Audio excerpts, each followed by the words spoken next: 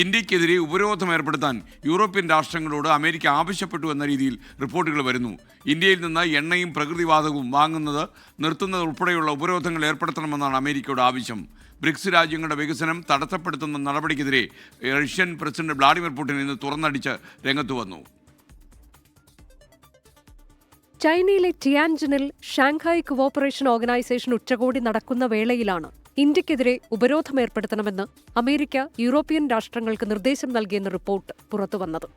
റഷ്യയിൽ നിന്ന് എണ്ണ വാങ്ങുന്നതിൽ അമേരിക്ക ചുമത്തിയതുപോലുള്ള പിഴത്തീരുവ ചുമത്താൻ യൂറോപ്യൻ രാഷ്ട്രങ്ങളോട് ആവശ്യപ്പെട്ടു എന്നാണ് റിപ്പോർട്ട്.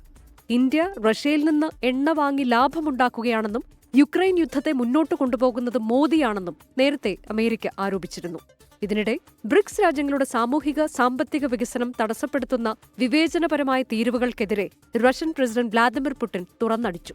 ബ്രിക്സിനെതിരെയുള്ള തീരുവ നീക്കങ്ങളെ ഒറ്റക്കെട്ടായി ചെറുക്കുമെന്നും ബ്രിക്സ് ശക്തിപ്പെടുത്താൻ റഷ്യയും ചൈനയും കൂട്ടായി പ്രവർത്തിക്കുമെന്നും പുടിൻ വ്യക്തമാക്കി. കഴിഞ്ഞ ജൂലൈയിൽ ബ്രിക്സ് രാജ്യങ്ങൾക്ക് മേൽ 10% അധിക തീരുവ ചുമത്തുമെന്ന് ട്രംപ് മുന്നറിയിപ്പ് നൽകിയിരുന്നു.